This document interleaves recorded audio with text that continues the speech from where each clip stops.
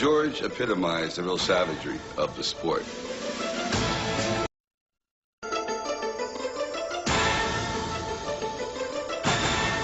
George epitomized the real savagery of the sport. Foreman spread Frazier across the ring like he was apple butter. He thought that the best way to deal with the world was just to become a monster. The way he tells it is that the hand of God showed him exactly what eternal death looks like. I had to learn the hard way. I'd be an evangelist on the street, and people would pass me by. I had to start selling what I believed in.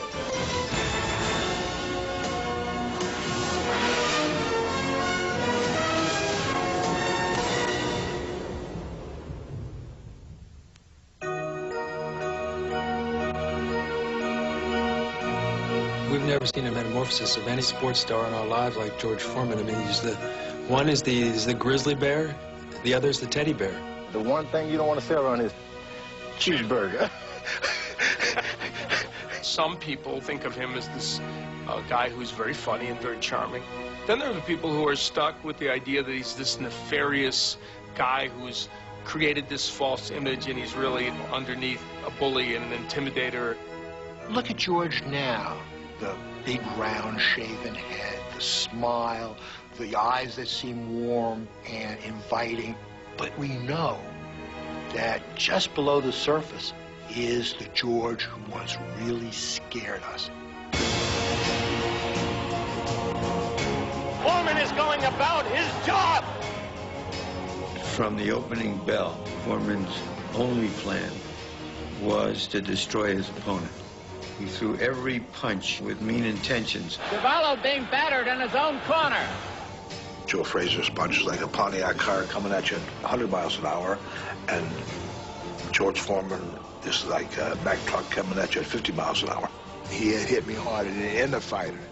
Even though he didn't knock me down, but with one shot, I thought he knocked all my teeth out. I got hit so hard by Foreman that the bone blew up inside my eye and burst from the inside out. And it was sticking out 1/4 of an inch out of my eye. There was a few people that were auditioning for Rocky I was sparring with George Foreman. I said, what was it like? He goes, imagine someone taking a railroad tie and smashing it into your forehead consistently. He had that determined look where he wanted to get on with it and get it over with and end the fights as quickly as possible. Don't waste any time, just do it. If you look at the ring record book, it's all KO, KO, KO, KO. George Foreman was the one guy who beat more guys before they got in the ring. These guys were in there having instant diarrhea, looking at this guy going, oh man, you know, what did I get myself into now? When George Foreman fought Ken Norton, Foreman's just glaring at Norton, and Norton will not look him in the eye. You can practically see his heart beating in his chest. George Foreman brought to the ring a sense of menace that had not been seen in the ring since Sonny Liston back in the early 1960s. George was at one time a sparring partner for Sonny Liston and adopted a lot of Sonny's mannerisms, the glare, the abruptness and rudeness. Liston was a guy who'd done time for armed robbery, a guy who had been a real professional thug, and yet he'd been heavyweight champ of the world, and that's who George wanted to be. He'd seen this man already become heavyweight champion of the world, a successful boxer by being mean. So maybe he figured, well, I might as well be mean too. I'll get meaner. At 37-0 with 34 knockouts, George Foreman met another fighter who had yet to lose. Although a 24-year-old mountain of muscle, he was a 3-1 underdog against champion Joe Frazier on January 22nd, 1973 in Kingston, Jamaica. Anything to say, George? It was the first time that he had been in a fight that was that important and that big and that monumental. When he got up into the ring, I remember him telling me, I hope he's not looking down at my knees, because he could feel him knocking together. Most of the press corps thought Frazier was going to win because they just thought of Foreman as this huge, crude fighter. That Joe, at heart, was a terrific boxer, and he would just figure out a way to beat this kid. But when they met in the ring, it soon became clear that Foreman's 4-inch height advantage and longer reach made it difficult for the 5'11" champion to launch an effective inside attack. I think the collision of styles was in George Foreman's favor. That Frazier was going to come to him and that he was going to be able to hit Frazier. You couldn't have built a better opponent than Joe Frazier for George Foreman. It literally was like teeing off on a golf ball. Down goes Frazier! Down goes Frazier! Down goes Frazier! Foreman spread Frazier across the ring like he was apple butter, and he went down 6 times. I went back trying it again. Each time I went down, hey, man, what I'm doing out here? Foreman is all over Joe Frazier. Frazier is down again. It is over in the 2nd round. George Foreman is the heavyweight champion of the world.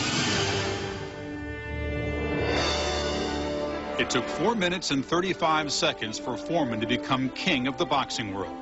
Then, in the afterglow of his coronation, it took even less time for the new champion to show how little he knew about wearing the crown. After the fight, there was a huge press conference, and he said, "Nobody talks unless you get my permission. I'm the champion now." I'd like to give you a beef for victory, and that's all for tonight. I'll see you everybody tomorrow. George Foreman, who couldn't read or write into his teens, had no sense of what the outside world was all about, thought the media following him was out to mess with his mind. I remember a press conference where somebody asked him a question, and George said, "I'll answer that outside if you have the courage to step outside." He thought that the best way to deal with the world was just to become a monster. But beneath it was always that softness that he was trying to hide. He could be the nicest kid in the world, and the next day you didn't want to be around him because he was sullen and he really didn't want to talk to you. He gave off the persona of someone who was just hateful and mean and didn't care what you thought, didn't care anything about the rules, didn't care anything about life and your life. George was searching for George. And it was harder to find mentally and psychologically than physically. He didn't know how to cope with the attention, the belt, with anything.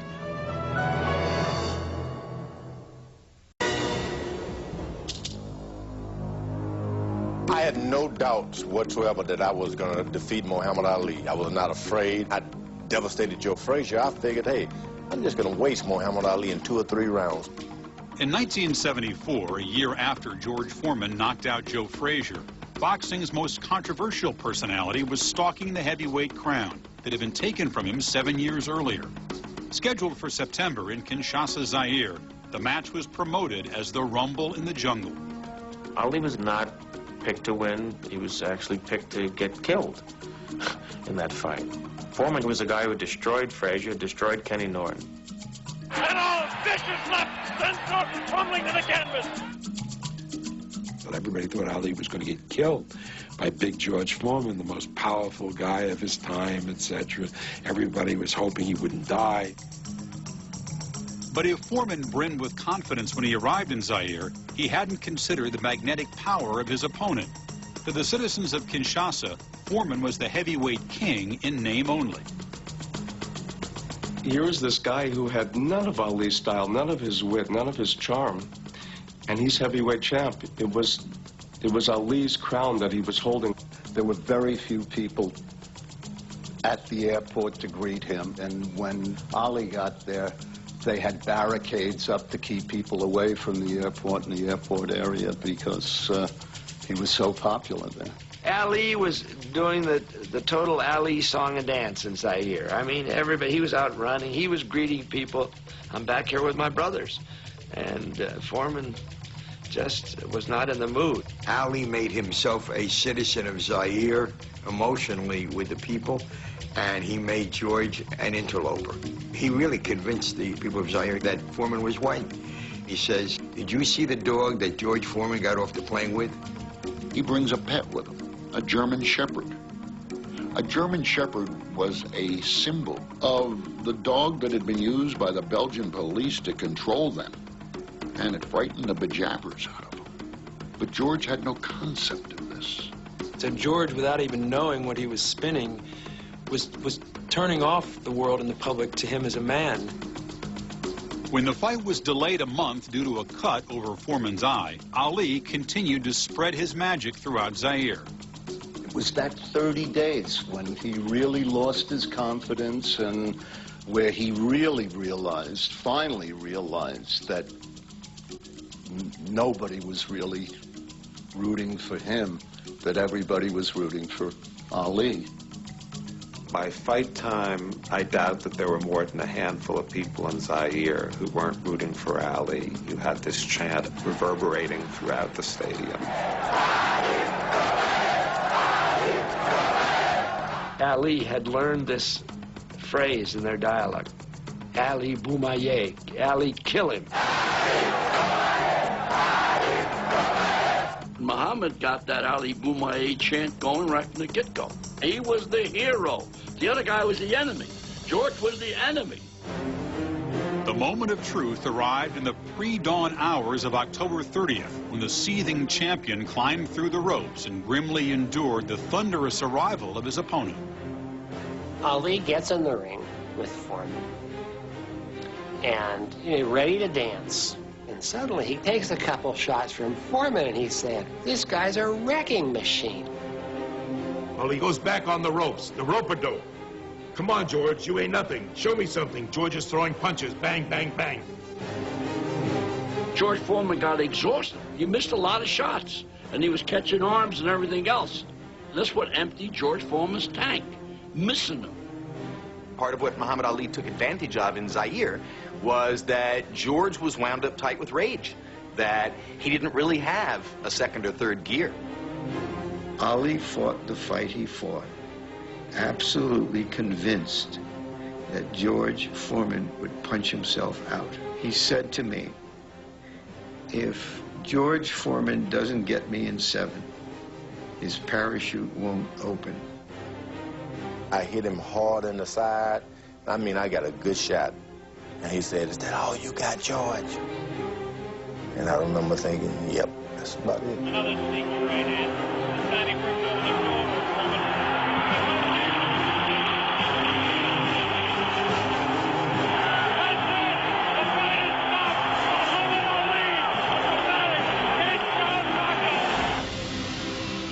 That night, George Foreman learned for the first time in his life that that facade was a joke and that he really was a vulnerable man behind that glowering monster.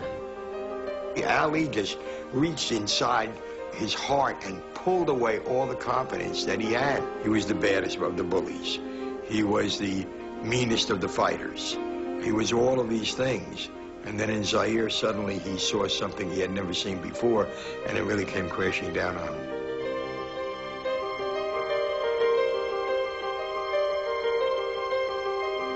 The next day he goes to his dressing room. The entourage is gone, the people are gone. There's only George and the dog. George could not deal with the public humiliation of having been outwitted by Ali. So he just kept sinking further and further into his emotional quicksand. I came in one man and left out a shell of that man. And I really needed rehabilitation because of that fight. I was devastated.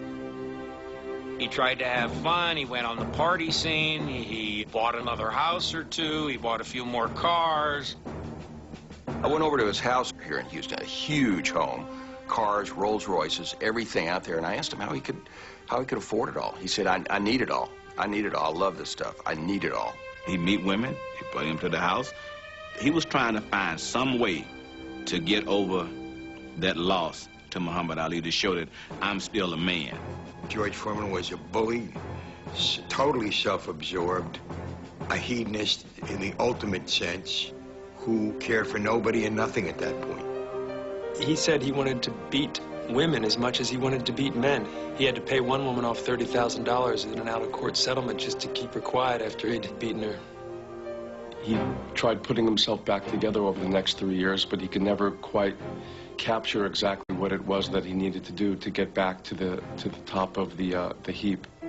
Just 2 months after his loss to Ali, Foreman was rocked again.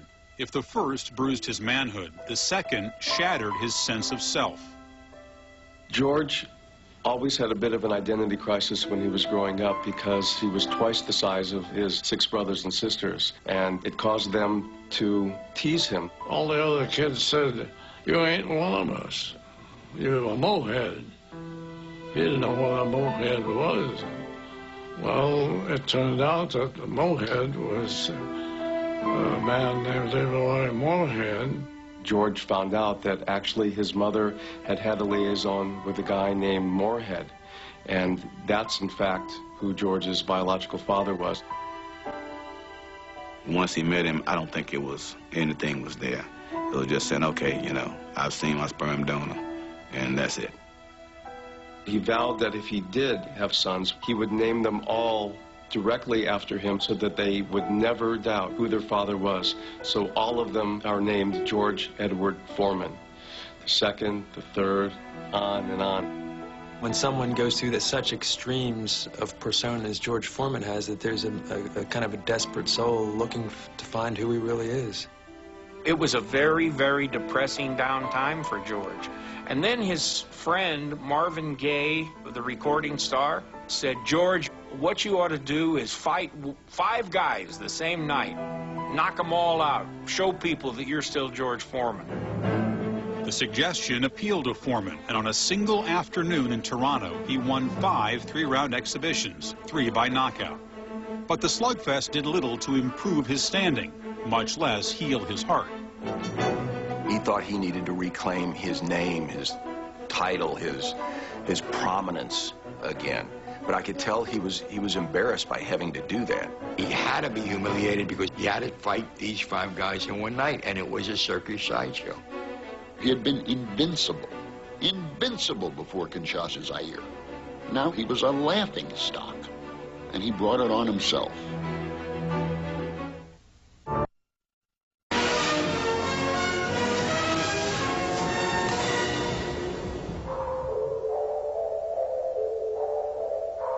Houston's infamous 5th Ward was the learning ground for George Edward Foreman.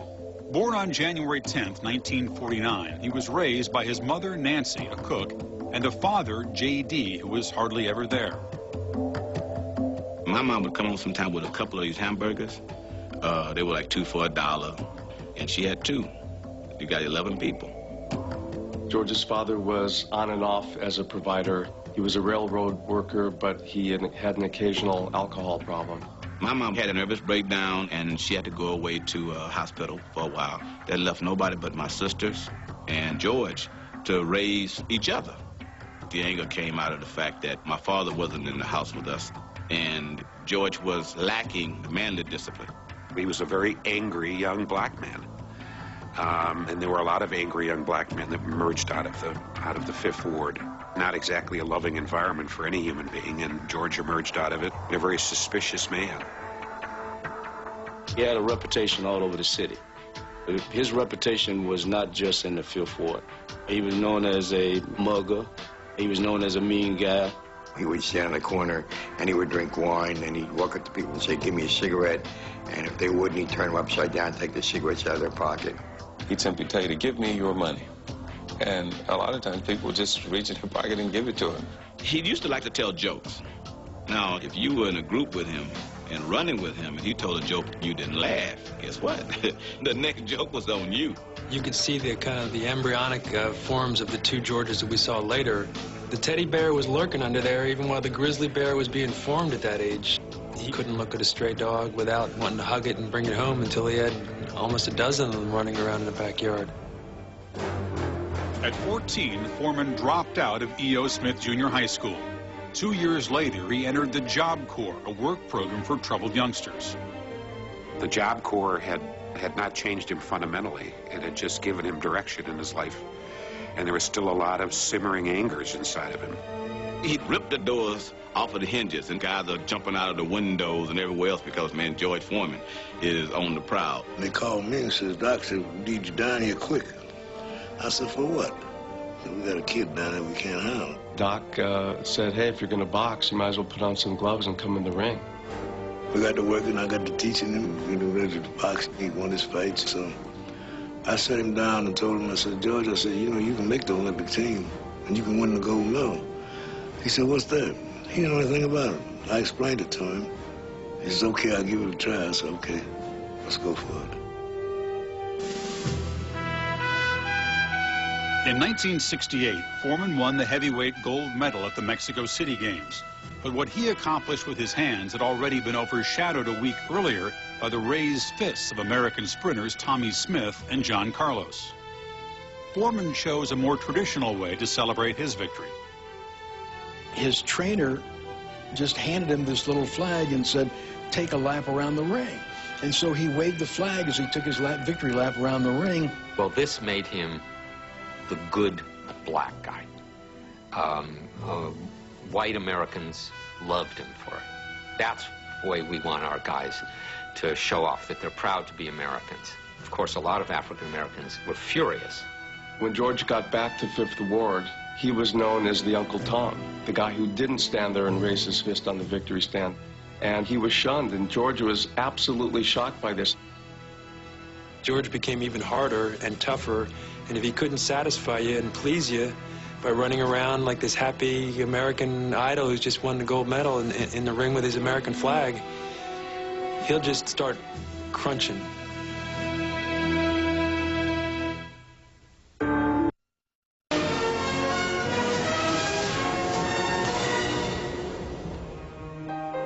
In his quest for a return bout with Muhammad Ali, George Foreman won 5 straight fights, all by knockout. Then, on a hot night in San Juan, Puerto Rico in March of 1977, he was set back by a unanimous 12-round decision to Jimmy Young, who knocked down Foreman in the final round.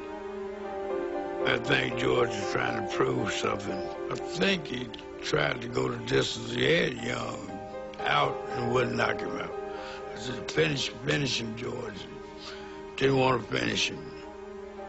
George got so dehydrated in the process of chasing Young all over the place that after the fight was over, he suffered hallucinations in the locker room. And all of a sudden, he gets this feeling like there's blood trickling from his forehead, which there isn't. He feels like there's a crown of thorns around his head. He says, I'm telling you, I'm bleeding. And all these spots supposedly that Jesus bled when he was on the cross. He started screaming, I'm born again, hallelujah. Jesus Christ is coming alive in me. I'm born again. Flinging people all around. The way he tells it is that the hand of God showed him exactly what eternal death looks like. That was this long tunnel, and it was getting darker and darker. He's like, God, I'll help sick people. I'll give money to cancer. And God told him, say, I don't want your money, I want you.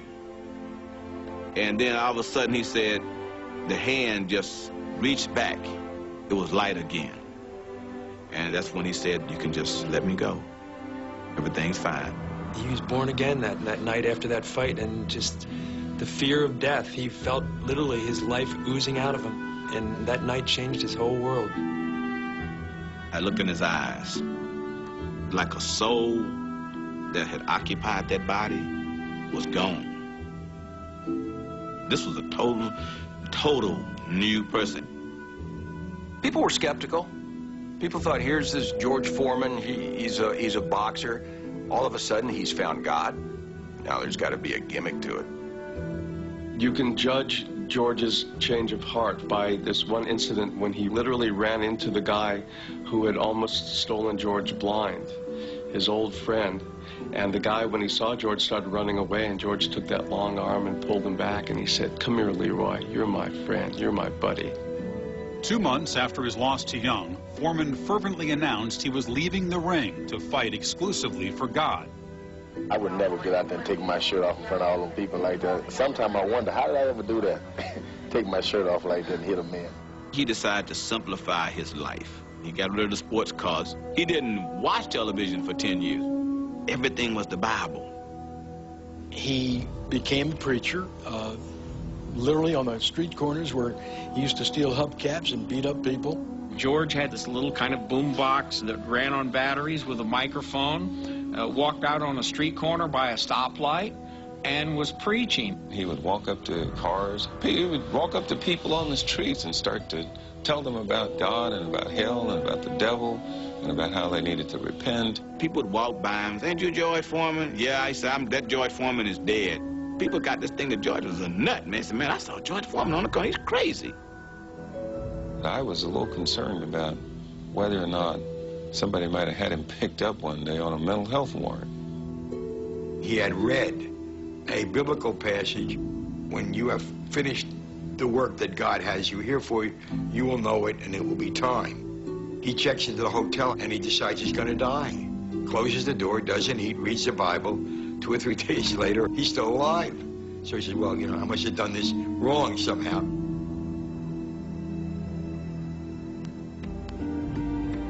If Foreman found peace and balance in his work for God, his search for the right woman was fraught with failure. Divorced once as a fighter, the preacher was married and divorced 3 times between 1977 and 1983. He was a guy who had never had anything. Now all of a sudden you got women coming at you from everywhere. I think he was overwhelmed. He was overmatched. Women, they're thinking, well, once I marry him, I got Saks at my disposal, I got Bloomingdale's at my disposal, I got all of this money, I can do this. But after he became a preacher, that's not the kind of wife he wanted. He wanted a wife that was willing to stand side by side with him. He wanted to have a woman that was willing to sacrifice. In June of 1983, Foreman's 4th wife, Andrea, left him, taking the 2 children to her native St. Lucia in the Caribbean islands.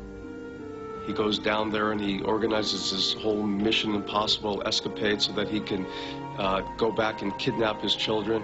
He knocks on the door and the nanny opens the door and he says, I don't want any trouble, I'm just here to take my kids back.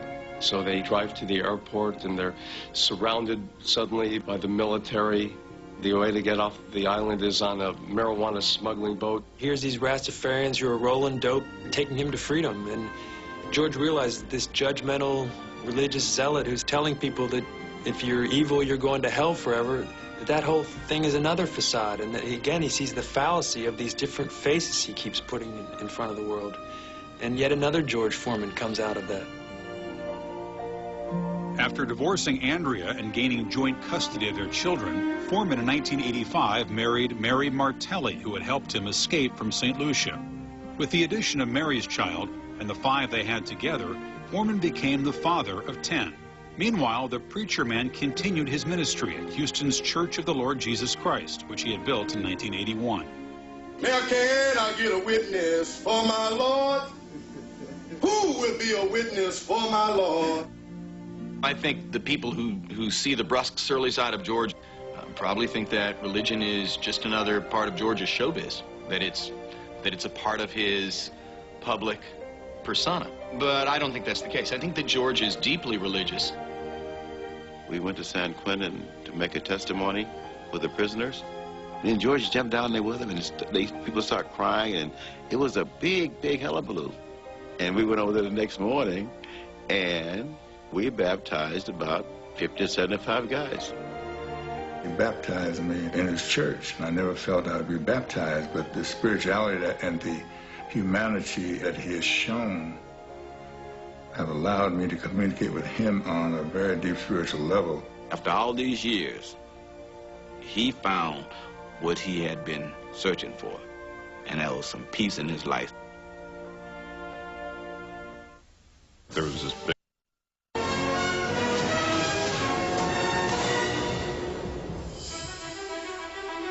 In 1984, George Foreman and his brother Roy opened a youth center in Houston, funded primarily by the former champ.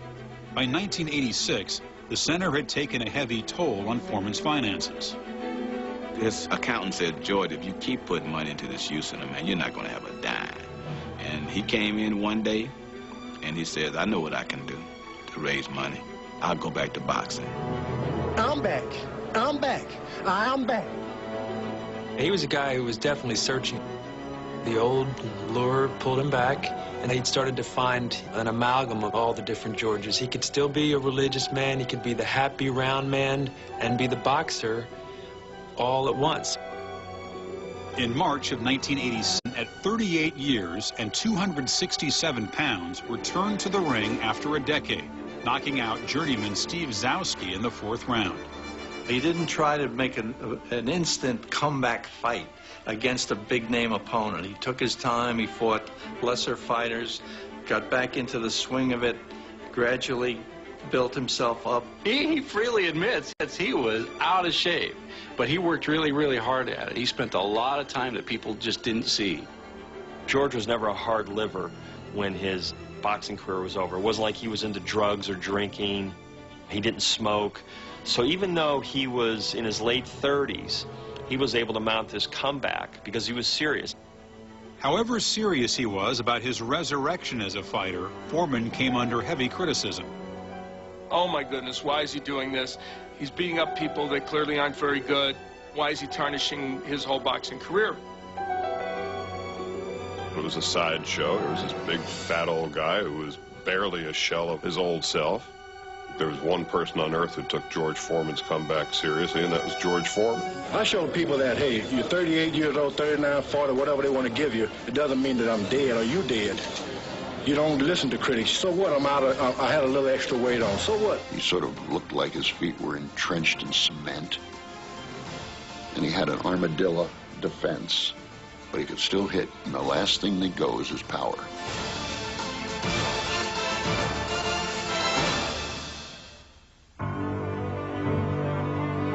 I remember in one conversation that we had, he said, you know, you can be a water truck or you can be a fire truck. If you're a water truck that goes by and nobody notices anything, I choose to be a fire truck with the siren going and the lights flashing so people will notice me.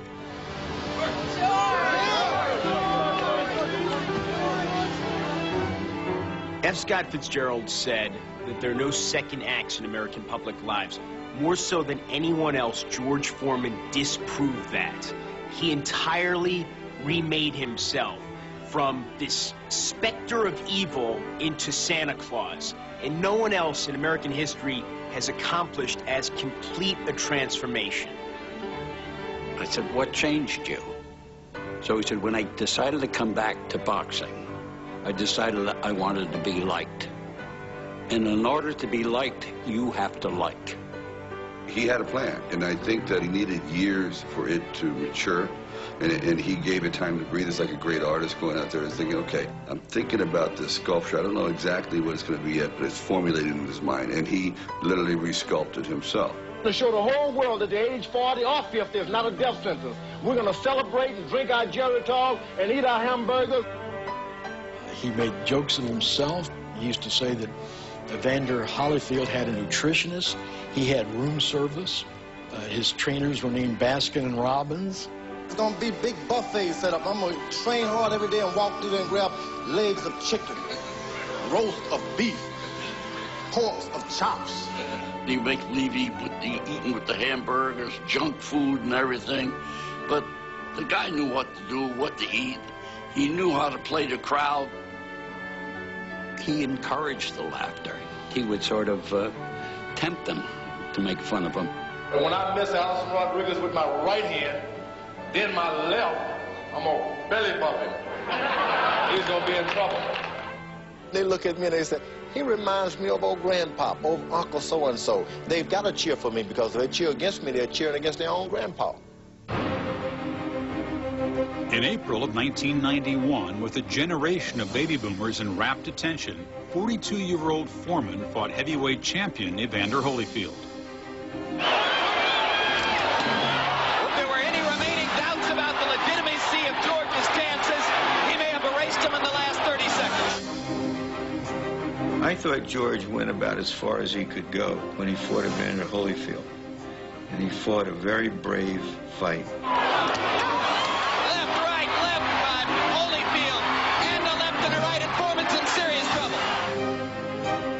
Although the 28-year-old champion kept his title by winning a unanimous 12-round decision, Foreman in no way resembled the loser he had been 17 years earlier in Kinshasa.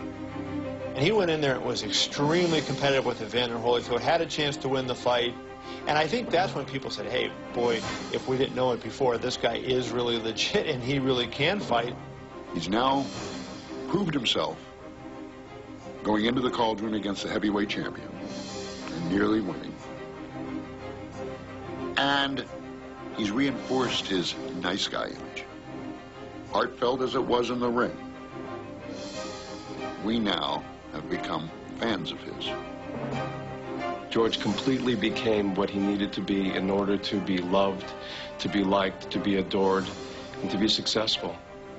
Assuming for a moment that he was, in fact, searching all his life for respect, he has hit the pot on the other side of the rainbow. There was a calculated transition. The same way as I knew that he wasn't this monster in his first life, I also knew that he wasn't exactly this guy handing out apples on a corner stand. I don't think people totally changed. Right under the surface of George is probably somebody who is not totally at ease. He's always slightly suspicious. If you watch carefully, when the cameras aren't rolling and he thinks people aren't watching, he's still got that side to him that says, don't tread on me. George Foreman is not Santa Claus. He is not a guy you want to cross. There was nobody around, and a pretty well-known boxing trainer patted him on the belly and said, George, you're putting a little weight on there. And George Foreman just walked right past him and said, don't be effing with me, Richie. Don't you be effing with me. And he didn't say F. He put all the letters in there. I was thinking, that doesn't sound like the Reverend George Foreman that I've come to know. George Foreman is a con artist. He's just been able to plaster that grin on his face and do very well for himself.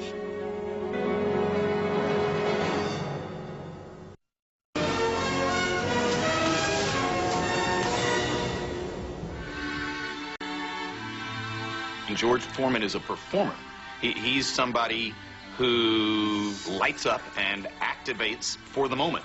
And, you know, the camera comes on, and it's as though a separate circuit has turned on in George's body. The big smile lights up. And that smile alone has been worth hundreds of millions of dollars to him.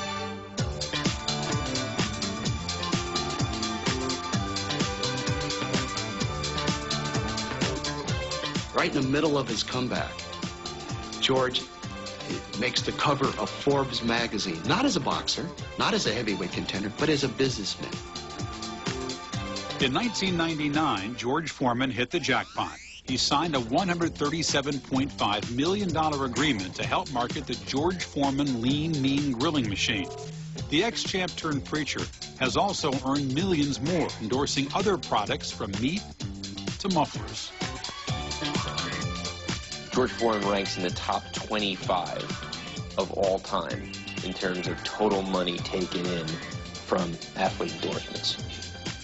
He used to make $25,000 a year when he was a heavyweight champion, and now he makes more than $25,000 a day. Boxers traditionally have a hard time being commercially marketable in terms of products and going beyond the fringes of boxing. George Foreman changed that to a great extent because he became very marketable, and he did it through his personality. He learned from Muhammad Ali, and he saw what Ali did and the way people viewed him, and he saw how he was viewed after he got beaten by Ali. People really didn't want anything to do with him because he was this sort of hard guy. So when he decided to come back, you know, he changed his whole modus operandi. I had to learn it the hard way. I'd be an evangelist on the street, and people would pass me by. I had to start talking and selling what I believed in. And I'm sold now. I can sell anything. For someone who had come a long way from those lean days in Houston's Fifth Ward, one dream remained unrealized. Then, in 1994, 20 years after losing to Muhammad Ali, Foreman, at 45, got a last shot at redeeming himself in the ring when he faced heavyweight champ Michael Moorer. He was a haunted guy. But from that moment in Zaire, Ali was a ghost living in his head. He kept indicating all week he had to erase what happened in Zaire. What was most interesting about his comeback in terms of him as a fighter, you saw the inner qualities he had as an athlete that were not apparent during his first career.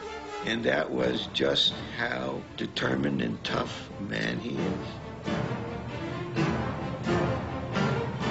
Foreman was losing every minute of every run. It wasn't really a competitive fight. Solid right hand by Moore. Foreman's left eye beginning to close. Those of us at ringside and working press will turn to each other and going, what's holding this guy up? Uppercut by Moore blasted Foreman's chin backward. There was this resignation in the crowd because they realized, hey, he's not going to win the fight. This is the end of the line. And then all of a sudden comes that punch out of nowhere. Down goes Moore on a right hand. It happened. It happened. And he conned us into standing in front of him. You know, big hamburger eating, grinning George, you know, I won't do nothing to you. I'm old. He was able to con him to a certain extent to stand there, to feel comfortable. He said, my whole idea the whole night was to invite him in, like he wanted the fly to come to the web and make him more confident. I could take his punches all night. All I needed was one shot. He said to me, what do you think of the fight? And I said, well, you know, you lost every minute. He said, yeah, that's just the way I figured it. I lost every minute until I knocked him out. When George pulls it off, the entire place erupts, goes absolutely nuts. People were just screaming out, can you believe what George Foreman has accomplished?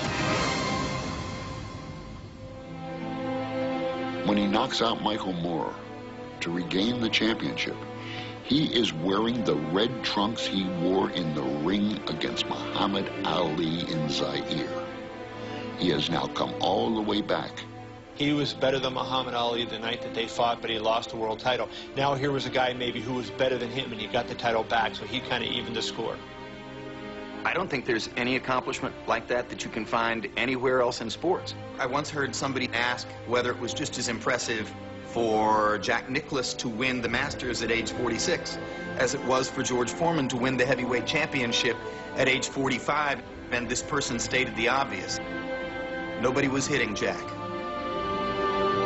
While the rest of us were celebrating his victory, George made his way out about 2 a.m. Sunday morning, got into his limo, went to the airport, flew to Houston so that he could preach in his church the following morning.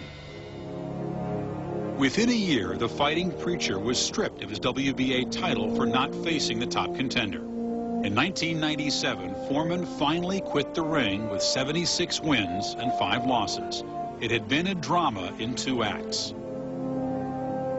In the first half of his career, he tried desperately to be Sonny Liston. In the second half, he tried to be Muhammad Ali, and somehow he pulled them both off. He exhibited such human qualities when the second George Foreman emerged that the first George Foreman was really forgotten. And I didn't think George was a bad guy, the first one. I thought he needed love, and I thought he had to find himself, you know, and he did that. George had many sides and showed some of them to the world. And I'm sure there are many Georges that we haven't seen. One of the reasons that we seem to love George so much is because we know that he is still the monster. He can still pulverize us. And yet, in choosing not to, he makes us feel good.